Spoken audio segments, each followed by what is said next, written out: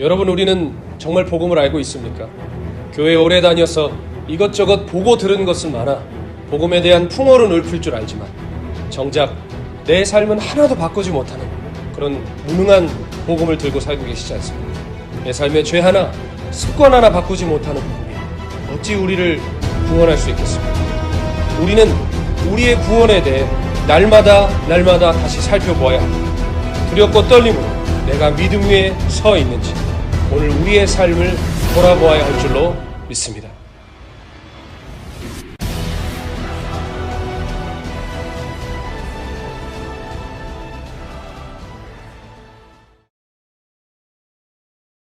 복음은 하나님 나라의 복음, 즉 하나님의 통치를 전하는 소식이라고 하였습니다.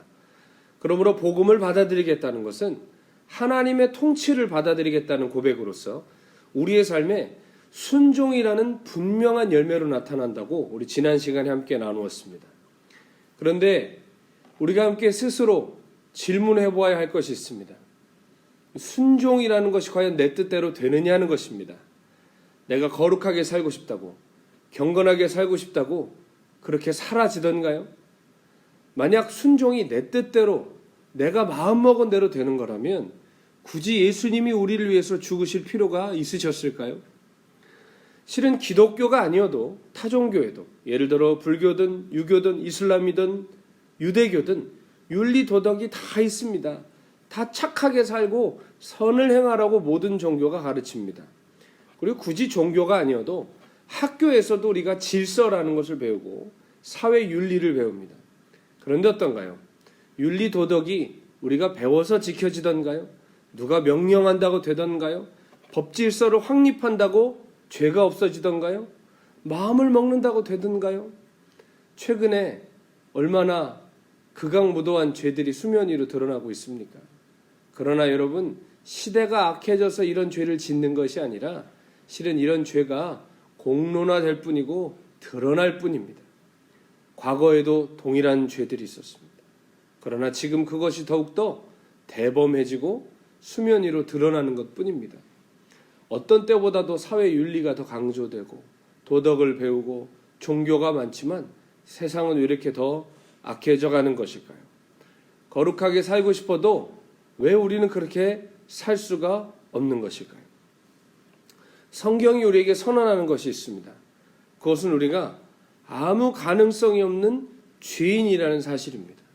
단순히 몇 가지 윤리 규범을 어겨서 죄인이 아니라 본질상 불순종하는 가운데 행하는 진노의 자녀, 본질상 죄인이라고 성경은 우리에게 선언합니다.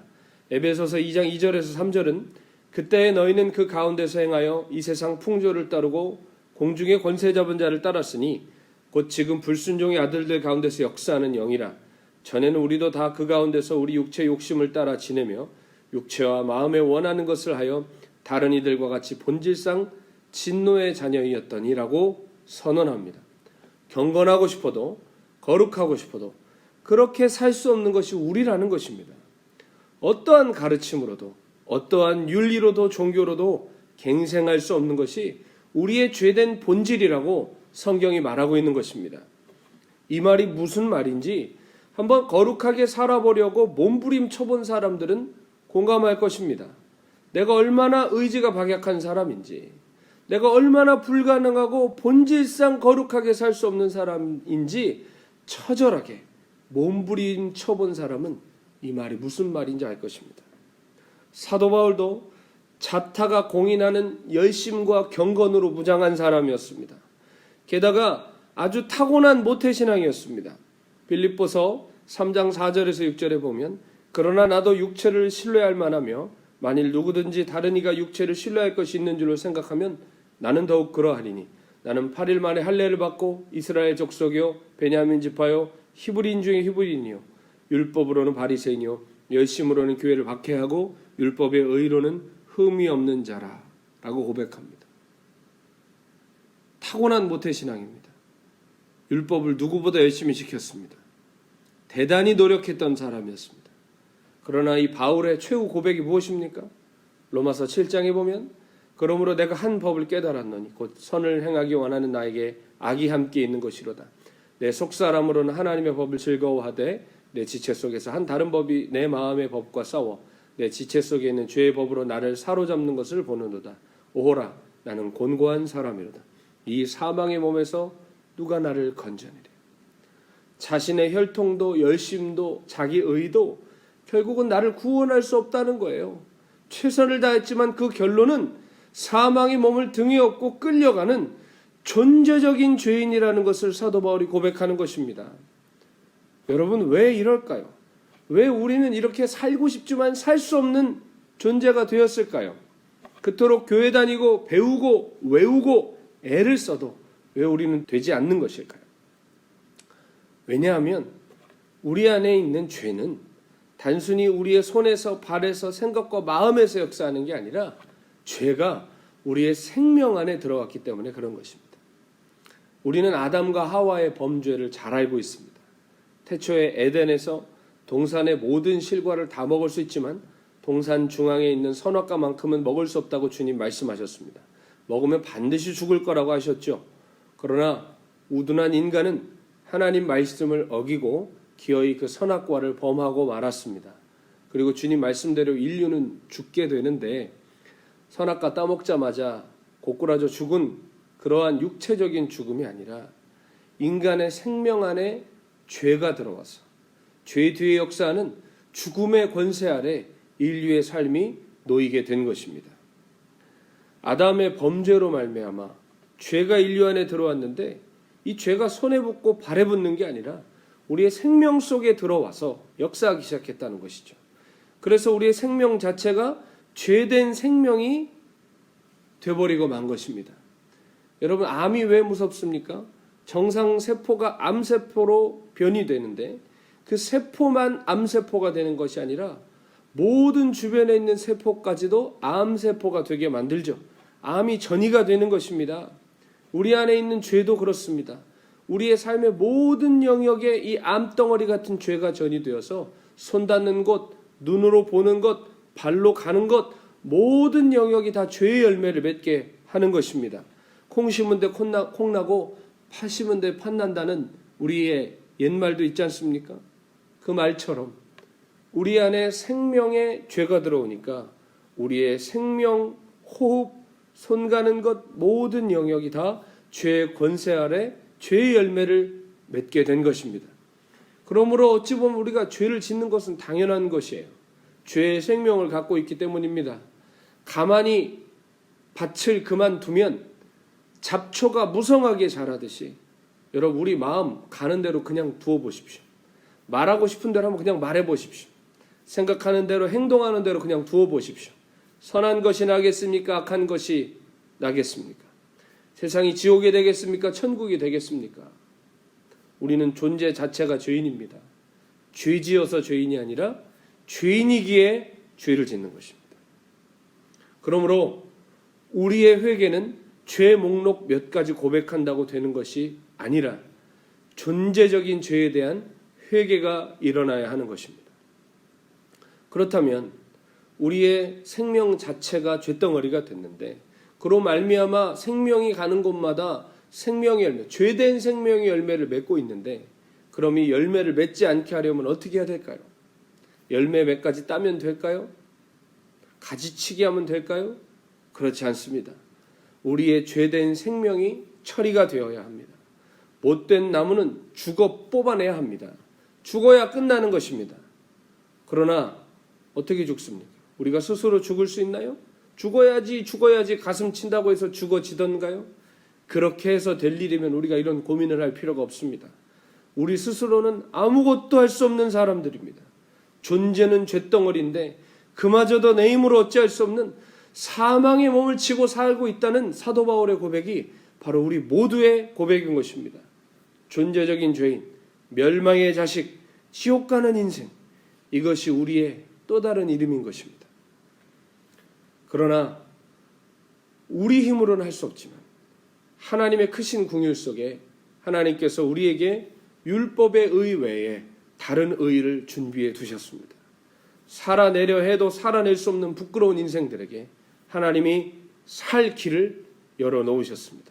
그것은 바로 하나님의 독생자 예수 그리스도를 믿는 의입니다.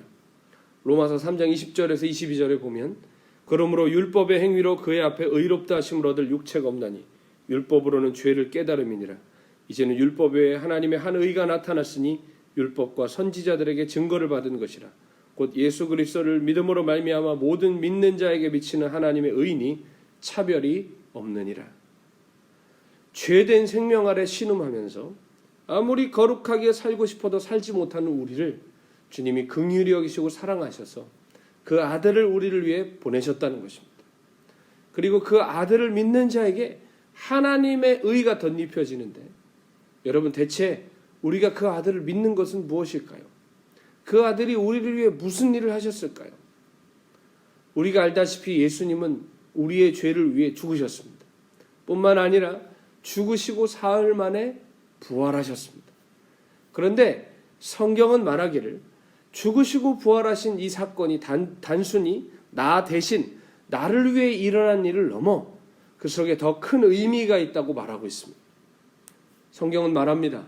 단순히 날 위해 죽으신 것이 아니라 나와 함께 죽으신 것이라고 말합니다. 로마서 6장 4절에 그러므로 우리가 그의 죽으심과 합하여 세례를 받음으로 그와 함께 장사되었나니 이는 아버지의 영광으로 말미암아 그리스도를 죽은 자 가운데서 살리심과 같이 우리로 또한 새 생명 가운데서 행하게 하려 함이라. 우리가 예수님과 함께 죽고 예수님과 함께 장사되고 예수님과 함께 다시 살아났다는 것입니다. 왜라고요? 우리로 하여금 새 생명 가운데 행하게 하시려 하기 위해 그러셨다고 그러셨습니다. 우리는 죄된 생명을 가졌다고 했죠. 그 죄된 생명 때문에 죄의 열매를 맺을 수밖에 없는 사람들이라고 했습니다. 그래서 이 죄된 생명이 죽어야 끝난다고 그랬습니다. 그런데 예수님이 죽으실 때 우리의 죄된 생명이 예수님과 함께 끝났다고 하는 것입니다. 다시 예수님이 주시는 새 생명이 우리 안에 부여되어 우리가 그 생명 가운데 행하게 됐다고 성경이 얘기합니다. 우리가 예수님을 믿는다는 것은 예수님이 단순히 나를 위해 죽으시고 부활하셨다는 어떤 그러한 사실을 믿는 것을 넘어 그 사건 속에 우리가 믿음으로 성령 안에 연합되어서 예수님과 함께 죽은 것을 믿는 것입니다. 그 예수님이 장사 지냄받을 때 나도 함께 장사 지냄받고 예수님이 부활하실 때 나도 예수님의 새 생명으로 부활하였음을 믿는 것까지 말하는 것입니다. 여러분, 우리는 죄인임을 인정하되 단순히 몇 가지 지은 죄 목록 그것 때문에 죄인이 아니라 존재적 죄인임을 절감해야 합니다. 정말 하나님 은혜 아니면 아무것도 할 수 없는 지옥에 갈 수밖에 없다는 부끄러운 죄인임을 깨달아야 합니다. 여러분, 그때 우리 안에 일어나는 반응이 무엇이죠? 오라 나는 권고한 자로다라는 사도 바울의 그 절망의 탄식과 함께 그제서야 예수님의 십자가가 밝히 보이기 시작하는 것입니다. 나 같은 죄인을 사랑하신 하나님의 사랑, 나 같은 못난 인간을 위해 죽으신 예수님의 희생, 그 은혜가 그제서야 밝히 보인다는 것입니다. 그때야 복음이 믿어진다는 것입니다. 여러분, 저는 모태신앙이라고 말씀드렸죠. 어릴 때부터 기독교 신앙 안에서 한 발자국도 밖으로 벗어나 본 적이 없습니다. 어릴 때부터 기독교인으로 생활했고 제 모든 생활 양식은 기독교 배경에서 나온 것들이었습니다. 가만히 돌아보면 제가 그리 극악무도한 죄를 지은 것도 없는 것 같아요.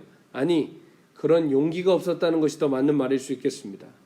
저는 그렇게 너무너무 정상적인 범주 아래서 제가 당연히 구원받고 저 괜찮은 사람이라고 생각했습니다. 천국은 의심할 여지가 없는 것이라고 배웠고 저도 그렇게 믿고 살았습니다. 그런데 정말 살아계신 주님을 만나던 그날 저는 깨달았습니다. 세상에 저 같은 죄인이 없음을, 세상에 저처럼 지옥에 딱 맞는 인생이 없음을, 저처럼 위선적이고 더러운 사람이 둘도 없다는 것을 절절히 깨달았습니다. 그런데 거기서 끝이 아니었습니다. 그것을 깨닫는 순간 예수님의 십자가가 밝히 보이기 시작하더라고요. 저를 위해 죽어주신 하나님의 아들이 밝히 보이기 시작하더라고요. 십자가 십자가 내가 처음 볼 때에 나의 마음의 큰 고통 사라져. 오늘 믿고서 내 눈 밝았네. 참 내 기쁨 영원하도다. 여러분, 제가 십자가를 왜 처음 봅니까? 태어나면서부터 보고 저는 늘 십자가 아래서 살았습니다. 그러나 그 십자가가 제게 보인 적이 없었습니다. 그러나 성령의 역사로 말미암아 회개하고 거듭나던 그 밤, 그제야 십자가가 제 눈앞에 밝히 보이기 시작했습니다. 그 밤 저는 예수님과 함께 죽었습니다. 그리고 예수님과 함께 다시 살았습니다.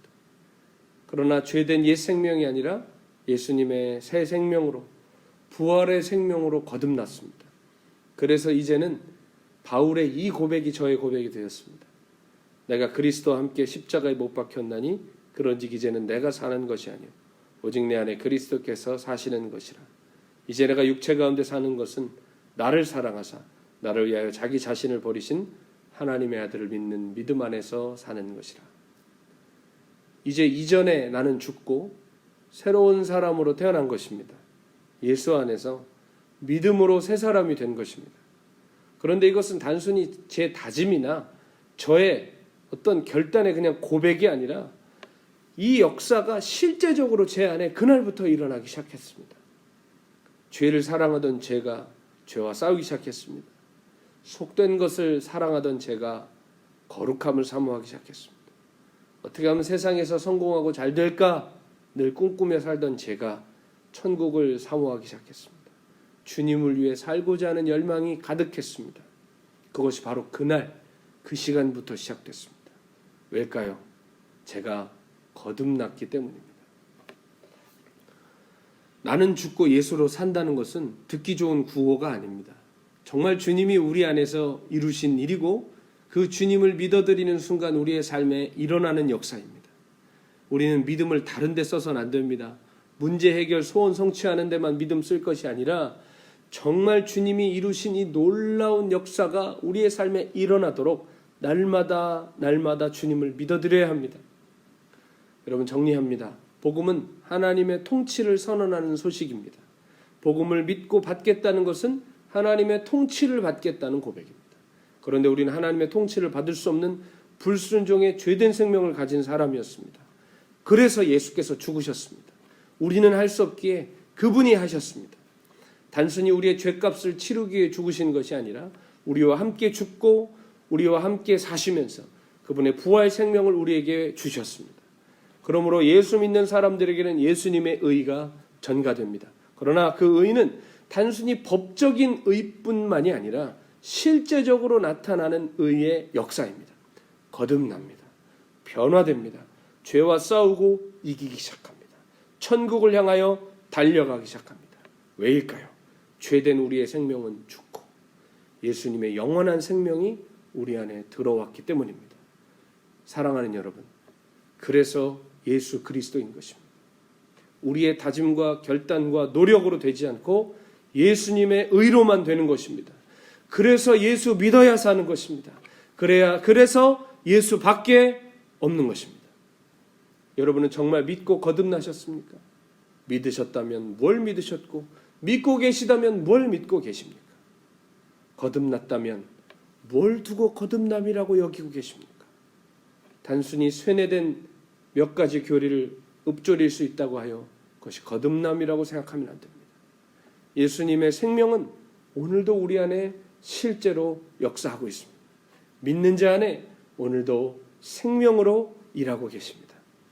하나님은 그 아들을 우리에게 내어주시고 아들은 그 생명을 우리를 위해 내어주셨습니다. 그 놀라운 이 복음의 비밀을 바로 알고 바로 믿어서 우리에게 생명 주신 의의 열매, 의의 역사 날마다 나타내며 사시는 귀한 믿음의 자녀들 되시기를 예수님의 이름으로 축원합니다.